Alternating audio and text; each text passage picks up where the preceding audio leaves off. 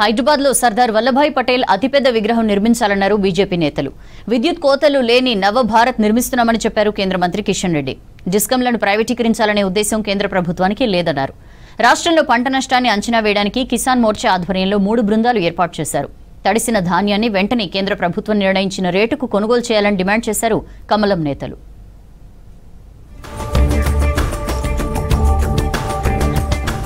దేశంలో రికార్డు స్థాయిలో విద్యుత్ ఉత్పత్తి జరుగుతోందన్నారు కేంద్ర మంత్రి కిషన్ రెడ్డి. విద్యుత్ కోతలు లేని నవభారత్ నిర్మిస్తున్నామని చెప్పారు. పీఎం కుసుమ్ ద్వారా వ్యవసాయ పంపు సెట్లకు సోలార్ విద్యుత్ అందిస్తున్నామన్నారు. రైతులు తమకు కావాల్సిన విద్యుత్తును తామే ఉత్పత్తి చేసుకోవచ్చని చెప్పారు. పీఎం సూర్యఘర్ స్కీమ్ తో నివాసాలకు సౌర విద్యుత్ అందిస్తున్నామన్నారు కిషన్ రెడ్డి.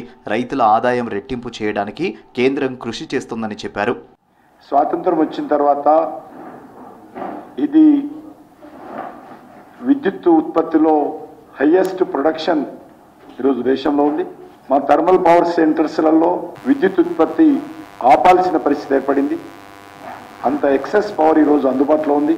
ఏ రాష్ట్రంలో కూడా, అది వెనుకబడిన రాష్ట్రం కానీ అభివృద్ధి చెందిన రాష్ట్రం కానీ, అన్ని రాష్ట్రాలకు కూడా ఎంత కావాలంటే అంత విద్యుత్ ఇవ్వాల్సినటువంటి అవకాశం మనకి ఈరోజు వచ్చింది, ఇచ్చేటువంటి అవకాశం. సర్దార్ వల్లభాయ్ పటేల్ కృషితోనే తెలంగాణ ప్రజలకు నిజాం నుంచి విముక్తి లభించిందన్నారు కేంద్ర మంత్రి కిషన్ రెడ్డి. పటేల్, పివి నరసింహారావులు అంటే కాంగ్రెస్ కు నచ్చదన్నారు. హైదరాబాద్ బషీర్బాగ్లో జరిగిన రన్ ఫర్ యూనిటీ కార్యక్రమంలో మాజీ ఉపరాష్ట్రపతి వెంకయ్యనాయుడుతో కలిసి పాల్గొన్నారు. సర్దార్ పటేల్ తీసుకొచ్చిన సంస్కరణలు దేశానికి ఆదర్శమన్నారు మాజీ ఉపరాష్ట్రపతి వెంకయ్యనాయుడు. హైదరాబాద్లో అతిపెద్ద సర్దార్ విగ్రహం నిర్మించాలన్నారు బీజేపీ నేత ఏలేటి మహేశ్వర్ రెడ్డి. పటేల్ స్ఫూర్తిని ప్రధాని మోదీ కొనసాగిస్తున్నారన్నారు బీజేపీ స్టేట్ చీఫ్ రామచంద్రరావు.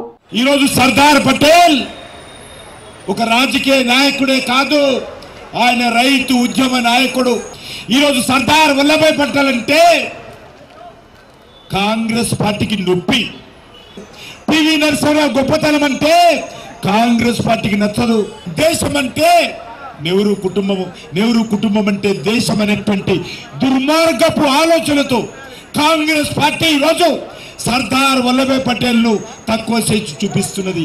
ఎవరైతే కాంగ్రెస్ అధ్యక్షులు అవుతారో వారి ప్రధానమంత్రి అయ్యే అవకాశం ఉంది.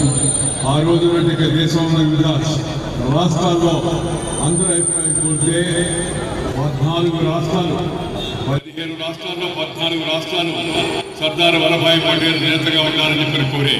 సర్దార్ వల్లభాయ్ పటేల్ దేశ ఐక్యత కోరారని చెప్పారు బీజేపీ రాష్ట్ర అధ్యక్షుడు రామచంద్రరావు. పటేల్ 150 జయంతి వేడుకలను దేశం గర్వంగా నిర్వహించుకుంటోందన్నారు.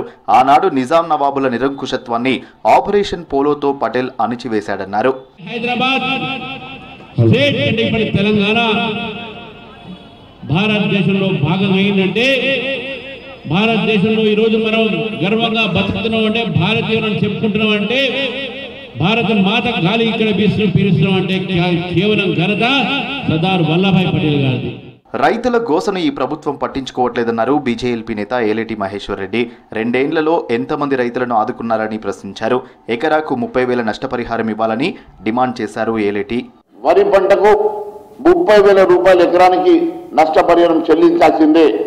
ఖచ్చితంగా మీరు 30,000 ఎకరానికి పంట నష్ట పరిహారం చెల్లించే వరకు భారతీయ జనతా పార్టీ తరఫున మేము ప్రశ్నిస్తూనే ఉంటాం. అవసరమైతే దీని మీద మేము ఉద్యమానికి కూడా మేము ఆలోచన చేస్తామని కూడా తెలియజేస్తా ఉన్నాం. జూబ్లీ హిల్స్ లో ఓటు అడిగే హక్కు కాంగ్రెస్ కు లేదన్నారు కేంద్ర మంత్రి కిషన్ రెడ్డి. 2 ఏళ్లుగా ఆ పార్టీ ఇచ్చిన హామీలను అమలు చేయలేదని, స్థానిక సమస్యలు పట్టించుకోలేదని విమర్శించారు.